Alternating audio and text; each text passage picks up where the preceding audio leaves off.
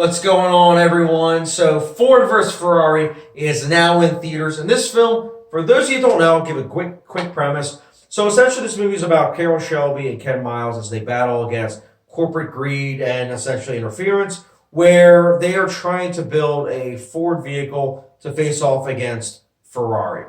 Now, this is a movie that I was very excited for. James Mangold's hit or miss for me, but I do like him. He did such movies as like 310 to Yuma, Walk the Line, Logan. He's a director that's pretty well known in the film industry, and he's backed up by an A-list cast. You have Christian Bale, Matt Damon, Katrina Balfe, Josh Lucas, Tracy Letts. It's an all-star cast. And then also the story just kind of interested me, honestly. Like, I didn't really know the true story, but I was fascinated. I was like, okay, this movie could be good. It could be this year's Rush. And I'm going to start off the bat and say this was a good movie. I thoroughly enjoyed this movie. This is a movie that's 2 hours and 32 minutes, and it does not feel its length at all. This is a movie that's very fast-paced. Some people, I read online, some people said the beginning was a little slow.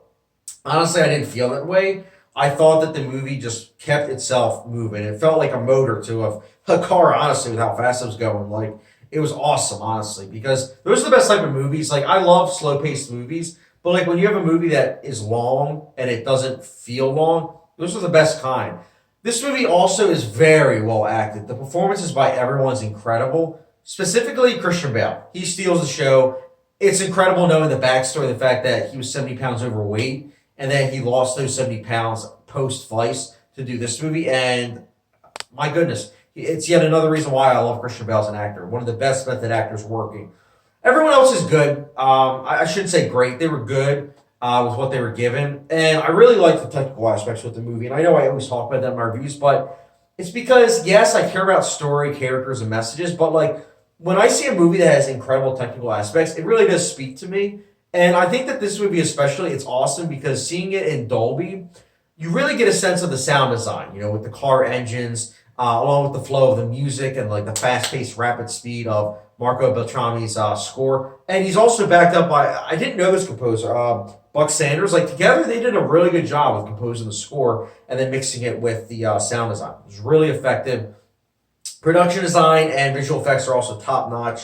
This is a movie that I believe is $90 million budget-wise, and it's incredible the fact that I didn't notice any CGI. I've heard that there was a lot of CGI in the movie. I didn't notice it, and I think that's impressive on its own because CGI is a tool like anything else, that when you utilize it correctly and you'll notice it, that's when it's like, wow. Props goes to the visual effects team, and I got to give it to them. Also, I really liked some of the character interactions. I thought that was really fascinating. The humor, I think, worked for the most part. It wasn't like memorable or anything, but I enjoyed it, and I did think the story itself is fascinating, like the premise.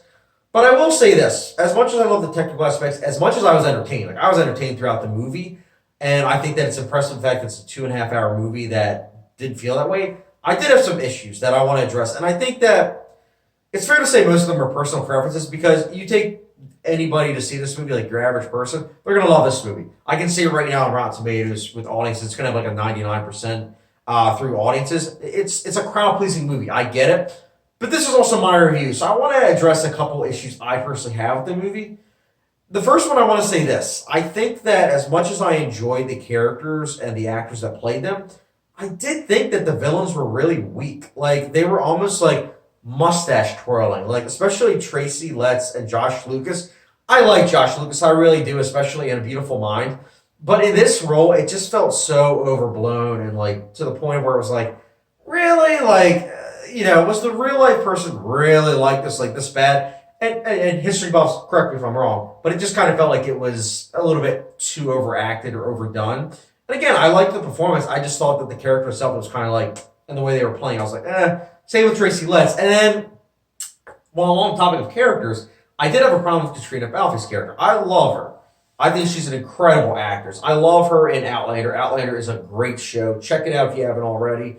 But she's incredible in that show. And I think that what is kind of alarming is that Ford vs. Ferrari is similar to First Man for me personally, where you have a lead character that he is so set in his ways and so set on his goal that it's like inspiring because it's like knowing the history behind it and how like groundbreaking they were. It's like cool. But then it's hit with the reality of you just have like a nagging wife that's her only trait. She's nagging. You see very little support. Don't get me wrong. You see in Ford vs. Ferrari a little bit of support, but I just thought that it was overdone. Like 90% of her character was overbearing and just kind of like saying, "Oh, well, why are you doing this?" Or, "Oh, by the way, you didn't pay this bill," or, "Oh, like you should spend more time." And it's just kind of like, really? I get it. It's 1962 in this movie, but there's a lot of progressive movements. Like you couldn't show like some depth to this character, or otherwise just showing a cliche house. Like I don't know. It's just one of those things where I just kind of noticed it. Like last year, The First Man, and now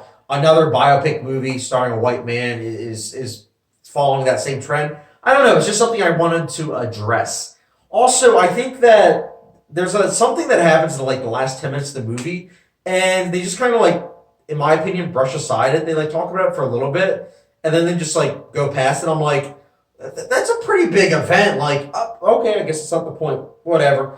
But again, these are little nitpicks that for most people they're gonna be like, oh well, Chad, like that's your own opinion, man. It's like, well, yeah, that's why I do reviews on YouTube, because it's my opinion. You might not like this review, that's fine, but that's my opinion. Like again, I know everyone's probably gonna give us a 5-star rating.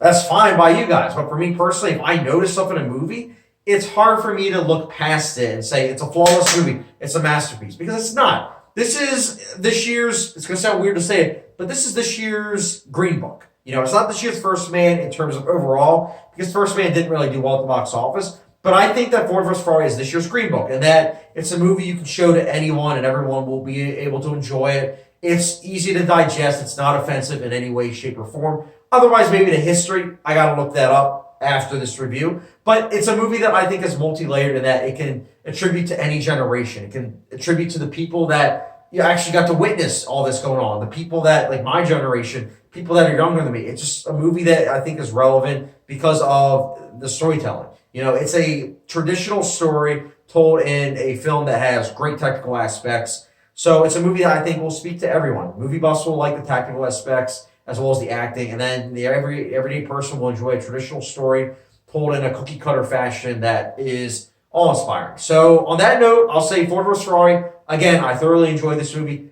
Flaws aside, I do think it's a movie that is well worth your time, and that's why Ford vs. Ferrari, I personally will be giving a 4 and a 5-star rating, which, if it was like a hot sauce rating, it's a good old Louisiana pure crystal hot sauce. Like I said, it's going to be this year's Green Book.